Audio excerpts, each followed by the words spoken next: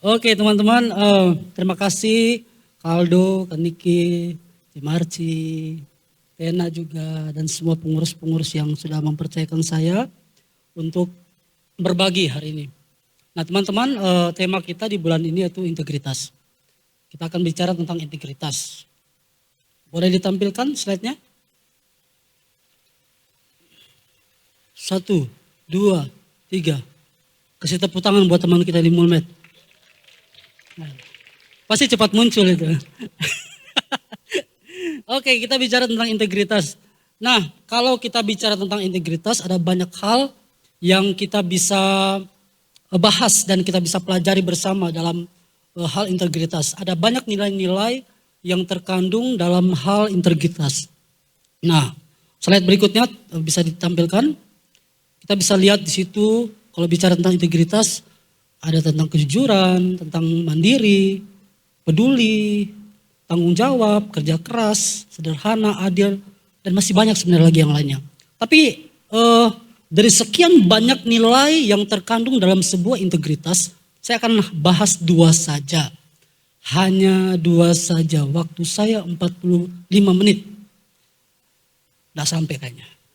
Oke, teman-teman, 2 hal yang saya ingin bahas yaitu yang pertama, berani, dan yang kedua adalah disiplin. Ya. Yang pertama itu berani, dan yang kedua adalah disiplin. Ini adalah salah 2, bukan salah 1, salah 2 dari nilai integritas yang akan kita pelajari bersama. Yang pertama berani. Dalam menghadapi tantangan hidup tentunya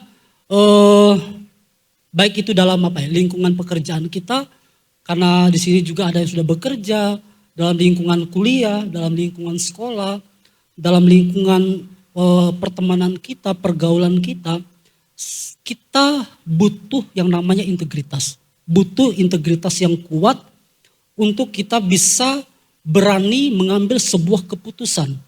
Berani mengambil sebuah keputusan yang mungkin seringkali itu akan berbeda atau berseberangan dengan orang-orang yang ada di sekitar saya dan saudara. Nah, tentunya berani yang saya katakan di sini, yang saya ingin bahas bukan berani dalam hal negatif ya. Bukan berani dalam hal seperti ini, senggol bacok. Nah, bukan kayak gitu. Tapi berani di sini tentunya adalah berani dalam hal positif, dalam hal-hal yang positif. Kita akan belajar dari tokoh-tokoh Alkitab. Ya, ada 3 tokoh Alkitab yang saya ingin bagikan buat kita semua. Tentu kita udah tahu sama-sama tokoh Alkitab ini. Yang pertama Daud. Daud ini adalah salah seorang tokoh Alkitab yang memiliki integritas yang kuat. Walaupun kita tahu cerita Daud ini, dia juga pernah jatuh. Dia memiliki integritas yang kuat. Nah, saya katakan tadi walaupun dia pernah juga jatuh dalam dosa. Nah, dalam 1 Samuel pasal yang ke-17 ayat 42 sampai 44, saya akan bacakan buat teman-teman. Ketika orang Filistin itu menunjukkan kepadanya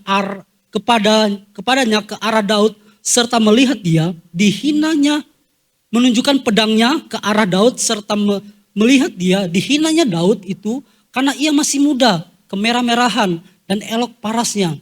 Orang Filistin itu berkata kepada Daud, anjingkah aku, maka engkau mendatangi aku dengan tongkat. Lalu demi para Allah yang orang Filistin itu mengutuki Daud. Pula orang Filistin itu berkata kepada Daud, hadapilah aku, maka aku akan memberikan dagingmu kepada burung-burung di udara dan kepada binatang di padang. Teman-teman, sebelum saya lanjut, saya sharing hari ini, saya berusaha santai ya. Saya berusaha santai karena biasanya kalau saya khotbah katanya tegang sekali saya. Serius banget gitu. Jadi saya berusaha santai ya. Karena ada yang bilang gini, kakak itu kalau di luar ya, lagi tidak di mimbar, itu santai sekali, suka bergurau bla bla bla bla. Tapi begitu udah khotbah, serius sekali katanya. Oke. Saya akan santai. Lanjut. Nah, kalau kita membaca di ayat-ayat yang sebelumnya, di setiap hari selama 40 hari, ya setiap hari selama 40 hari, Goliat itu selalu menghina bangsa Israel. Dia menghina bangsa Israel, dia mengintimidasi bangsa Israel, bahkan Saul yang adalah seorang raja pada saat itu, dia dihina juga dan dia diintimidasi. Dan dia termakan dengan intimidasi daripada Goliat ini. Dan membuat mereka menjadi takut ketika mereka melihat yang namanya Goliat. Sampai kalau kita membaca terus dalam firman Tuhan, sehingga satu hari tampillah Daud. Daud tampil di medan perang, di medan pertempuran. Waktu Daud juga berhadapan dengan Goliat, Goliat juga menghina Daud. Bahkan Goliat mengintimidasi Daud. Kalau kita baca, saya bacakan saja. Goliat bilang begini. Daud itu dihina sama Goliat. 1 Samuel 17 ayat 42 sampai 44 dikatakan begini. Ketika orang Filistin itu menunjukkan pedangnya ke arah Daud beserta melihat dia, dihinanya Daud itu karena ia masih muda, kemerah-merahan, elok parasnya. Teman-teman, waktu Goliat melihat Daud, siapa sih anak ini? Masih terlalu culun. Dia melihat Daud, nggak ada apa-apanya Daud ini. Sampai dibilang, anjing kah aku? Dia bilang gitu. Anjing kah aku? Goliat menghina Daud. Teman-teman, saya mau katakan firman Tuhan bilang begini. Jangan seorang pun menganggap engkau rendah karena engkau masih muda. Tapi jadilah teladan dalam hal melakukan sebuah kebenaran. Mungkin orang secara kasat mata bisa memandang kok siapa sih ini? Siapa sih ini? Saya tadi diberkati sekali dengan sharingnya Kotimot di GC. Ya, sering kalau kita hanya memandang orang itu dari luarnya saja. Tapi kita tidak melihat sebenarnya potensi yang luar biasa yang Tuhan sudah tahu dalam hidupnya. Dan ini menjadi pembelajaran buat setiap kehidupan kita. Nah, terus dikatakan begini, Goliat bilang begini sama Daud. Anjingkah aku, maka engkau mendatangi aku dengan tongkat, lalu demi para Allah orang Filistin itu mengutuki Daud. Pula orang Filistin itu berkata kepada Daud, hadapilah aku, maka aku akan memberikan dagingmu kepada burung-burung di udara dan kepada binatang-binatang di padang. Artinya gini, Goliat itu sudah memastikan bahwa Daud pasti akan kalah ketika melawan dia. Dia udah bilang, kamu lawan aku, tak kasih tahu ya Rek ya, nah itu bahasa Jawanya ya, tak kasih tahu ya, badanmu itu, dagingmu itu tak kasih ke burung-burung nanti. Daud ngomong gitu, dia memastikan bahwa Daud pasti akan kalah. Tetapi kita lihat luar biasanya Daud itu penuh dengan keberanian, dengan sebuah keputusan yang tidak main-main. Di dalam 1 Samuel 17 ayat 45 dikatakan begini. Tetapi Daud berkata kepada orang Filistin itu, engkau mendatangi aku dengan pedang dan tombak dan lembing. Tetapi aku mendatangi engkau dengan nama Tuhan semesta alam. Allah segala barisan Israel yang kau tantang itu. Kita lihat Daud dengan penuh keberanian dan ada sebuah keputusan yang tidak main-main yang dilakukan oleh Daud. Dia berani menantang Goliat yang kita sudah baca bahwa tadi semua orang Israel itu takut untuk menghadapi Goliat. Hanya seorang diri. Goliat ini hanya seorang diri. Dia tantang. Bahkan firman Tuhan mengatakan setiap hari selama 40 hari Goliat itu nantangin bangsa Israel. Dan tidak ada satupun yang berani melawan dia. Sampai tampillah Daud ini. Nah itu tokoh yang pertama. Yang kedua. Saya akan bacakan aja. Kita akan belajar. Yang kedua Daniel. Kemudian ada namanya Sadrak, Mesak, dan Abednego. Kita tahu cerita ini. Dalam kitab Daniel 6 ayat 8. Teman-teman bisa baca di rumah masing-masing nanti. Ketika semua orang diperintahkan untuk menyembah Raja Darius dan bukan menyembah kepada dewa atau kepada Tuhan ataupun kepada manusia kecuali Raja Darius. Maka Daniel dikatakan firman Tuhan berkata begini.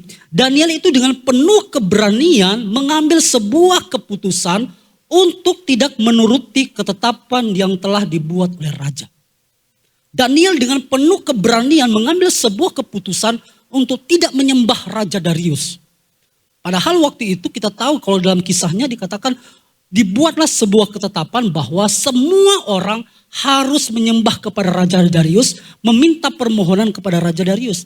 Tetapi Daniel dia tidak mau melakukan hal itu. Ada sebuah keputusan yang diambil oleh Daniel dengan keberanian yang penuh, yang kuat. Dia katakan aku tidak akan menyembah pada Raja Darius. Sekalipun waktu Daniel mengambil keputusan itu, dia harus resikonya apa? Dia harus dibuang dalam gua singa. Ada yang pernah digigit singa? Ada? Gak ada ya? Saya digigit kucing, sakit teman-teman. Kucing. Kucing itu ya mungkin kita bisa tendang gini. Anjing aja, anjing. Saya punya anjing kecil teman-teman. Apa ya, Coco atau apa namanya itu. Itu gigitnya lumayan. Sakit juga itu. Sampai anak saya, biasa kalau lagi main sama anjing ini, saya pikir dia lagi bercanda. Kalau udah digigit ternyata. Nanti dia bilang, papa tolong papa. Oh gigit ya. Udah kesakitan dia. Ini firman Tuhan bilang, apa namanya? Singa. Singa yang akan menerkam Daniel itu singa. Ini keputusan yang tidak main-main yang diambil oleh Daniel. Dia harus mempertahankan imannya dan resikonya dia akan kehilangan nyawanya. Yang lanjutnya, ada yang namanya Sadrak, Mesak, dan Abednego. Kita tahu cerita ini. Di mana waktu itu dibuat sebuah peraturan bahwa semua orang yang ada pada saat itu harus menyembah kepada dewa yang telah dibuat oleh Raja Nebukadnezar. Teman-teman bisa baca dalam kitab Daniel pasal 3 tentang Sadrak, Mesak, dan Abednego. Akan tetapi pada saat keputusan itu telah ditetapkan, Sadrak, Mesak, dan Abednego tidak mau menyembah kepada patung yang telah dibuat oleh Raja Nebukadnezar. Mereka nggak mau menyembah. Dan kata-katanya itu luar biasa sekali. Ini ayat ini menjadi sebuah ayat apa ya? Saya dapat ayat ini itu kayak pegangan saya tiap hari. Waktu saya baca ayat ini, dari pertama kali saya baca Alkitab, kemudian saya dapat ayat ini, itu menjadi kekuatan buat saya. Di Alkitab dikatakan bahwa Daniel dengan penuh keberanian, ada keputusan yang bulat. Karena kalau bicara integritas itu bulat teman-teman. Integritas itu bulat. Ya Ci ya, kemarin kita dapat di ya, Om Frank bilang gitu kan. Ya, bulat, integritas itu bulat, utuh. Utuh. Dan di sini kita melihat bahwa Sadrak, Mesak, dan Abednego mengambil sebuah keputusan yang bulat. Tidak main-main teman-teman. Mereka tidak menyembah patung yang dibuat oleh Raja Nebukadnezar. Daniel pasal 3 ayat 16 sampai 18 dikatakan begini. Lalu Sadrak, Mesak, dan Abednego menjawab Raja Nebukadnezar, tidak ada gunanya kami memberi jawab kepada Tuanku dalam hal ini. Jika Allah kami yang kami puja sanggup melepaskan kami, maka ia akan melepaskan kami dari perapian yang menyala-nyala itu dan dari dalam tanganmu ya Raja. Ayat ini, bagian ayat 18 ini powerful sekali. Tetapi seandainya tidak, tak main-main saudara, teman-teman, Elohimers. Tetapi seandainya tidak, hendaklah Tuanku mengetahui ya Raja, bahwa kami tidak akan menyembah dewa Tuanku dan tidak akan menyembah patung emas yang Tuanku dirikan itu. Konsekuensinya apa? Mereka akan dibuang ke dalam perapian yang menyala-nyala. Ada yang pernah kebakar sama lilin? Pernah? Alah gak apa-apa lah. Saya pernah ngajar sekolah minggu teman-teman. Dan saya itu terdiam. Saya ngajar tentang Daniel, Sadrak, Mesak, dan Abednego. Terus saya jelaskan ceritanya. Kemudian tiba-tiba saya bilang, saya bertanya, ada yang pernah kebakar? Gak ada yang angkat tangan. Terus saya tanya, api itu kalau kena di tangan kita sakit gak? Ada satu anak semua diam, hanya satu anak. Enggak sakit. Anaknya itu ada sekarang. Dia lupa mungkin, tapi saya tahu dia. Saya masih ingat mukanya sampai sekarang.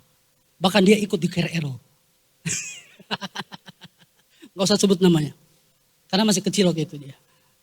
Saya kaget, saya dia, api loh, saya bilang api. Enggak sakit. Dia dan kokohnya enggak sakit. Ya udah coba di rumah aja dah. Ini api. Mereka akan dibuang ke dalam api yang firman Tuhan katakan 7 kali lipat dipanaskan. Panas sekali. Saya kena kompor aja lumayan melepuh sudah teman-teman. Nah, kemudian ada lagi tokoh yang berikutnya. Kita baca dulu tokoh-tokoh ini. Tokoh yang berikutnya itu apa? Yusuf dengan keberanian dan penuh dengan keputusan yang bulat. Dia menolak ajakan daripada Tante Poti. Tahu Tante Poti? Istrinya Potifar, nggak ada namanya, jadi sebut aja Tante Poti. Nggak ada ditulis namanya siapa, nama istri Potifar, nggak ada. Jadi Yusuf menolak bujukan dari Tante Poti. Dia, firman Tuhan mengatakan dia lari kemudian dia menghindar. Dia takut, dia nggak mau. Digoda sama Tante Poti. Sekalipun Yusuf pada akhirnya kita tahu bersama dia difitnah. Karena dia menolak, dia mengambil sebuah keputusan yang bulat. Dia menolak bujukan dari Tante Poti. Akhirnya dia difitnah. Dan resikonya apa? Dia dipenjara. Dia dipenjara. Semua orang tahu, oh si Yusuf ini begini. Padahal dia gak ngelakuin hal itu. Itulah integritas. Dia dengan penuh keberanian dan keputusan yang bulat, dia menolak bujukan dari Tante Poti. Teman-teman bisa baca itu ayatnya dari Kejadian 39 ayat 19 sampai ayat 20. Nah teman-teman, mungkin teman-teman tidak seperti Daniel. Sadrak, Mesak, dan Abednego. Yang dibuang dalam api, yang akan dibuang dalam api. Dan mempertaruhkan nyawa teman-teman karena mempertahankan iman di hadapan Tuhan. Tapi mungkin teman-teman sedang berada di persimpangan antara teman-teman mempertahankan iman di dalam Yesus atau menjual iman teman-teman kepada dunia ini. Karena apa? Karena lebih memilih untuk mengikuti siapa? Si doi. Tahu doi? Doi? Aduh, Kak Aldo, si Marci, Kak Niki. Dia itu pewaris tunggal orang tuanya. Teman-teman, tak saya tahu ya. Hidup dan mati itu di tangan Tuhan. Ngerti maksudnya? Ngerti? Waktu kan bisa saja, ini amit-amit loh ya. Tapi bisa saja waktu kamu, saya katakan hidup kita di tangan, hidup mati kita di tangan Tuhan. Waktu kita tinggalkan Yesus, karena hidup mati kita di tangan Tuhan, kamu belum menikmati warisan orang tuanya, kamu udah innalillahi duluan.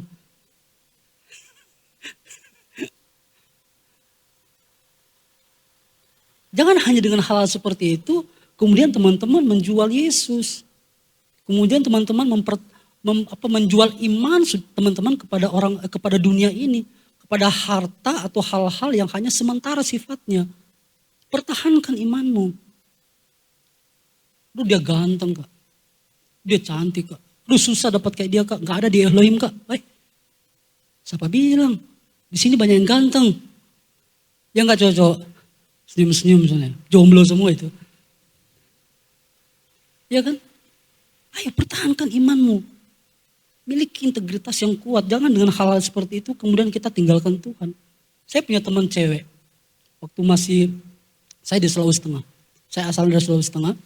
Saya punya teman cewek dari kecil rajin ibadah sekolah minggu, remaja rajin ikut ibadah remaja, kemudian sampai pemuda dia rajin sekali untuk ibadah. Dia ke gereja, rajin ke gereja, sama-sama kita ibadah, memuji Tuhan, memuliakan Tuhan. Tetapi pada akhirnya waktu dia nikah, dia tinggalkan Tuhan. Dia jual imannya. Saya sedih. Saya telepon dia, saya tanya, kenapa kamu kayak gitu?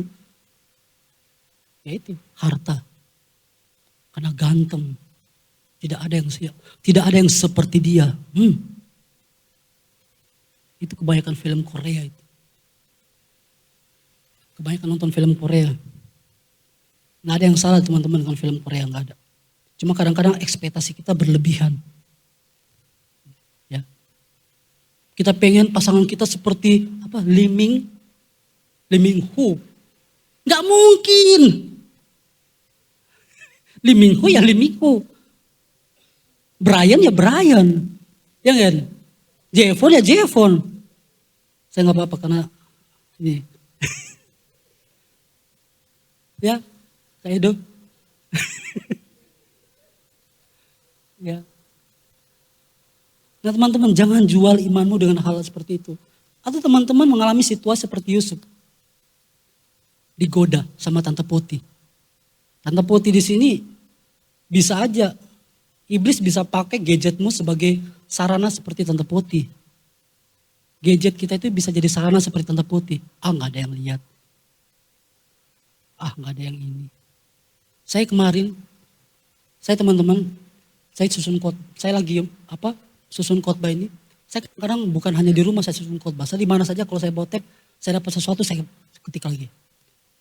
Kemarin saya saya lupa, ya Kamis apa Jumat ya. Saya kemarin lupa saya. Di Circle K. Aduh, sebut lagi namanya. Ya sudah, yang apa-apa lah. Maaf, ownernya. Di Circle K, teman-teman tahu yang nggak usah sebut nama tempatnya. Pokoknya itulah, banyak kan Circle K kan. Saya lagi ketik, saya lagi susun. Masuk 2 anak remaja. Lantai 2 nih. Masuk dengan tidak sopan-sopan di muka saya mulai zig.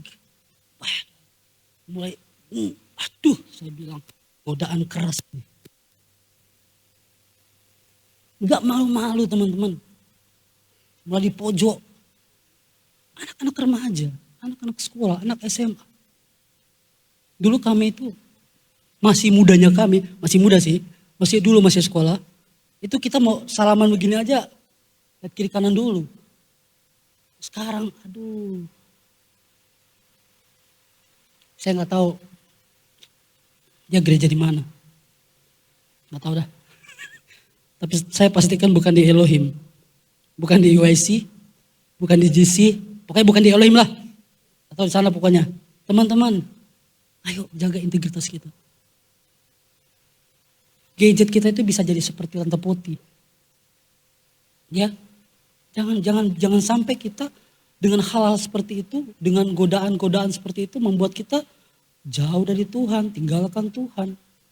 Mungkin mungkin sudah pacaran sekarang ini. Udah pacaran, ada pasangan, bukan pasangan hidup ya, masih pacaran lah. Terutama nih cewek-cewek nih. Kalau si pria udah begini, darah Yesus. Kalau udah mulai ratakan tanah, stop dulu. Tidak ada ratakan tanah di sini. Jangan takut. Aduh Kak, nanti saya diputus. Cowok bukan cuma dia. Cowok bukan cuma dia. Masih banyak. Di sini, bukan di sana. Di sini maksudnya. Di Elohim. Banyak. Teman-teman jangan, aduh. Sebenarnya udah berulang kali kita sampaikan. Ayo diingatkan lagi. Firman Tuhan terus ingatkan. Jangan kita menjual iman kita, integritas kita dengan hal-hal seperti itu. Mungkin orang lain tidak bisa lihat, tapi ingat Tuhan lihat dirimu. Tuhan lihat kita. Mata Tuhan tertuju. Ada sekolah minggu. Mata Tuhan melihat apa yang kita perbuat. Buat yang baik, tahu nggak? Buat yang jahat, takut ya nyanyinya ya. Tuhan lihat di mana kita berada, Tuhan lihat. Engkau sembunyi di bawah kolong meja kek, di bawah jembatan, Tuhan lihat. Bahkan mungkin engkau mengalami seperti Daud. Seringkali keberanian kita dalam mengambil sebuah keputusan yang mungkin berbeda dengan orang lain membuat engkau dianggap aneh. Membuat engkau disalah mengerti. Kita baca ayatnya. 1 Samuel 17 ayat 28. Ketika Eliab, 1 Samuel 17 ayat 28. Ketika Eliab kakaknya yang tertua mendengar perkataan Daud, kepada orang-orang itu bangkitlah amarah Eliab kepada Daud sambil berkata, mengapa engkau datang? Dan kepada siapakah kau tinggalkan kambing domba yang 2-3 ekor itu di padang gurun? Aku kenal sifat keberanianmu. Ini disalah mengerti. Dan kejahatan hatimu. Kamu berani memang, tapi engkau jahat hatimu. Saya nggak tahu dia maksudnya apa. Mungkin kakaknya berpikir, kamu mau lihat kita matikan di sini kan? Ya kan? Ya kan? Kadang-kala keberanian kita dalam mengambil sebuah keputusan yang mungkin berbeda dengan keputusan orang lain, kita dianggap aneh. Kita disalah mengerti. Teman-teman, saya mau bilang begini, jangan takut untuk beda. Selama itu masih sesuai dengan kebenaran firman Tuhan, jangan takut untuk beda. Amin. Jangan takut untuk beda. Selama itu masih sesuai dengan firman Tuhan, tidak apa-apa. Kerjakan aja, terus lakukan. Tantangan hari-hari ini seringkali terjadi karena adanya pengelompokan, yaitu antara mayoritas dan minoritas. Saya tidak berbicara tentang agama sini, enggak. Terus kalau teman-teman udah bilang mayoritas, minoritas, udah agama. Bukan. Seringkali kita mendengar gini, ada nggak apa-apa kok sekarang zaman sekarang itu udah biasa. Di HP kita itu muncul foto ini, kemudian film ini, link ini. Nggak apa-apa. Teman-teman kita di sekolah bilang, nggak apa-apa kok itu. Nggak gaul kamu kalau nggak nonton itu. Dan karena kita minoritas, hanya mungkin kita sendiri di kelas itu atau di lingkungan kita yang punya keputusan yang berbeda dari teman-teman yang lain. Kemudian kita dijauhi. Kita merasa sendiri, akhirnya melok lah, gak apa-apa lah. Sekali. Oke sudah. 2 kali. Seterusnya. Itu seringkali terjadi. Makanya saya katakan seringkali tantangan yang terjadi sekarang ini karena adanya pengelompokan mayoritas dan minoritas. Makanya saya katakan tadi, jangan takut untuk beda. Selama engkau berdiri kepada firman Tuhan, selama apa yang kau percayai itu sesuai dengan firman Tuhan, kerjakan itu. Jangan takut. Tuhan menyertai kehidupan kita. Dalam pergaulan kita, dalam pergaulanmu tentu ada begitu banyak godaan yang akan menguji integritas kita sebagai anak-anak Tuhan. Pertanyaannya adalah kenapa Daud, kemudian Daniel, Sadrak, Mesak, dan Abednego, Yusuf memiliki integritas yang kuat? Jawabannya kenapa? Kita baca bagian yang kedua. Bagian kedua yang akan kita bahas. Mereka punya integritas yang kuat karena mereka punya ini. Yang kedua dikatakan disiplin. Disiplin, mereka punya disiplin. Nah teman-teman, untuk mencapai sesuatu yang maksimal perlu namanya disiplin, benar nggak? Ya, perlu namanya disiplin. Dalam hal lahiriah pun kita perlu disiplin. Sebagai contoh gini, untuk memperoleh badan yang six pack. Siapa yang six pack sini? One pack semua ya? Saya juga one pack kok, tenang aja. Kita perlu namanya disiplin. Disiplin apa? Disiplin olahraga. Nge-gym mungkin.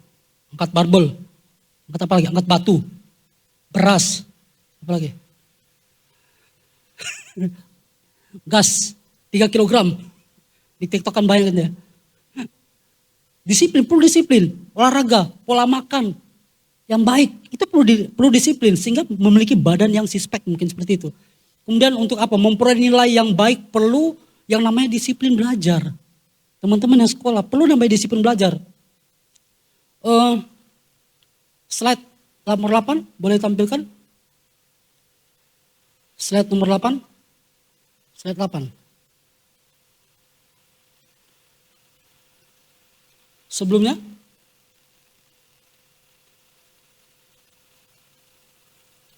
Yang ada foto? Nah ini dia. Saya mengorbankan diri saya. Saya tidak mau pakai, tadinya saya mau pakai Yosi di sini kepalanya. Mana Yosi? Tapi saya tidak mau. Saya pakai diri saya saja. Saya korbankan. Malu saya malu. Daripada dia yang malu, ya kan? Saya pakai diri saya. Nah teman-teman, enggak mungkin kan saya ini badannya kecil loh. One pack.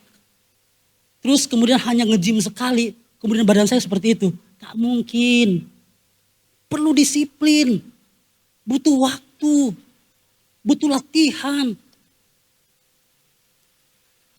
Iya kan? Artinya gini, semuanya itu perlu dilakukan secara sengaja dan konsisten.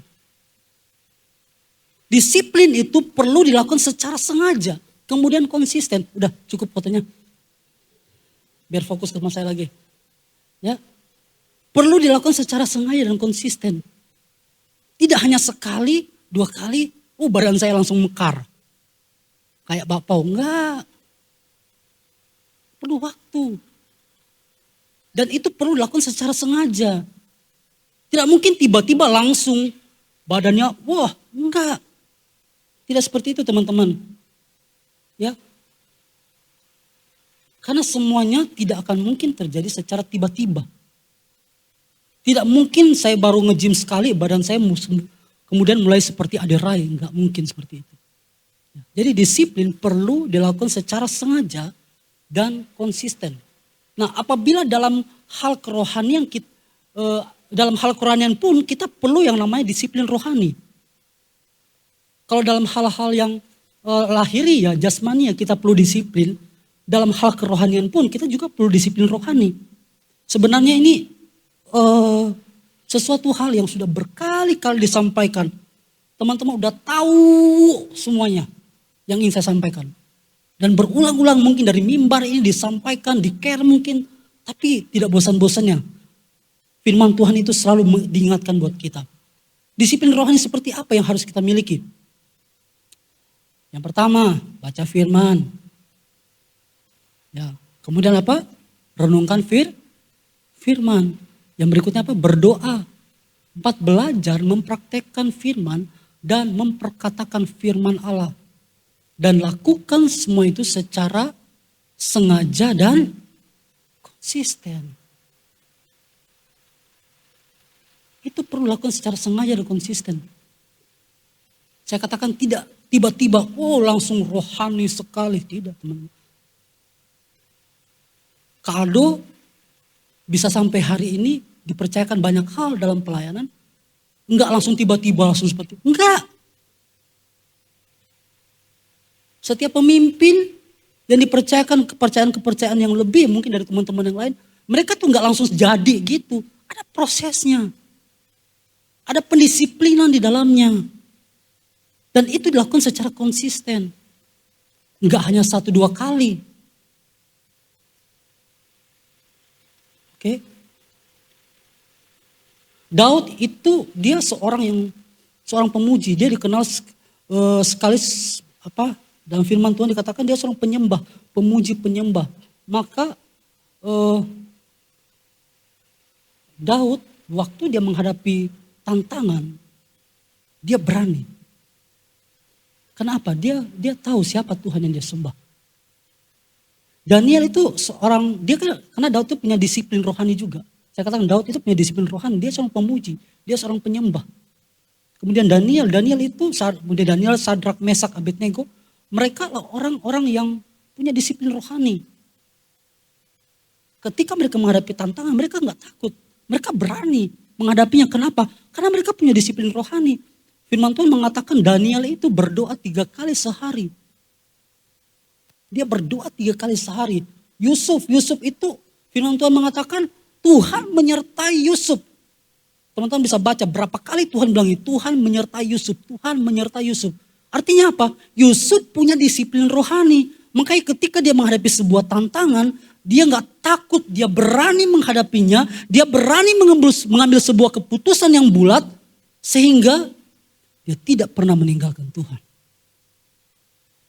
Intinya, dari semua poin yang saya bagikan bagi teman-teman, ya, inti dari poin yang kedua ini, yaitu tetap terhubung dengan Tuhan. Kita baca firman Tuhan, kita berdoa, kita renungkan firman Tuhan. Kita praktekkan. Artinya apa? Kita sedang terhubung sama Tuhan. Kita akan memiliki sebuah keberanian yang bulat, keberanian yang kuat di dalam Tuhan. Kalau kita tetap memiliki hubungan sama Tuhan. Waktu kita tetap terhubung sama pemilik hidup kita gak pernah takut. Tantangan bisa datang, pergumulan bisa datang, godaan bisa datang. Selagi kita masih di dunia ini, kita akan menghadapi tantangan, kita akan menghadapi godaan. Ada banyak hal yang akan kita hadapi. Tetapi selama saya dan saudara, teman-teman semua Elohim, kita terhubung dengan Tuhan, Tuhan akan memampukan saya dan saudara.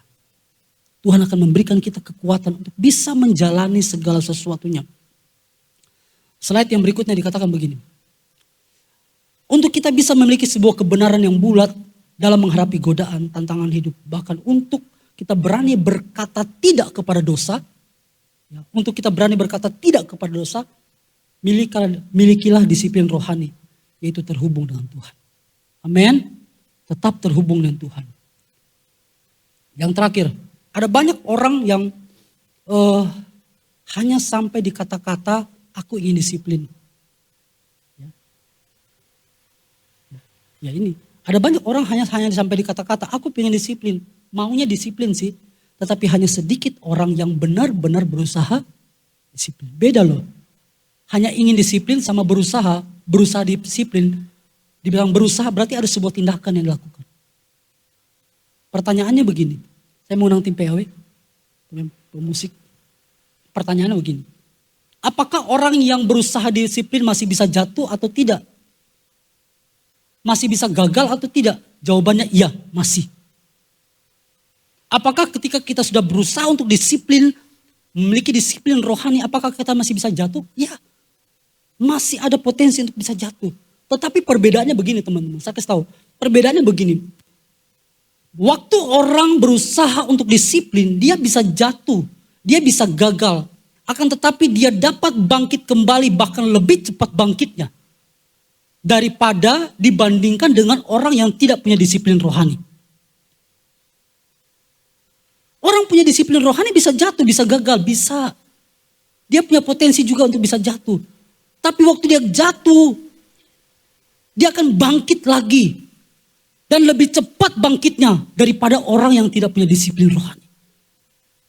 Ketika orang itu tidak punya disiplin rohani, yang terjadi apa? Dia akan semakin terpuruk dengan keadaan yang dialami. Dia akan semakin terpuruk dengan tantangan yang dialami, dengan pergumulan yang dialami.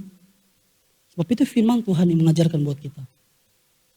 Tetaplah memiliki disiplin rohani. Daud pernah gagal. Saya katakan tadi, Daud itu punya integritas yang kuat. Dia pernah gagal. Tapi dia tidak gagal seterusnya. Dia bangkit lagi. Kenapa? Karena Tuhan memberikan dia kemampuan. Karena Daud tetap terhubung sama Tuhan. Dia bangkit lagi. Dia bangkit lagi. Amin. Teman-teman, saya tidak akan panjangkan firman Tuhan.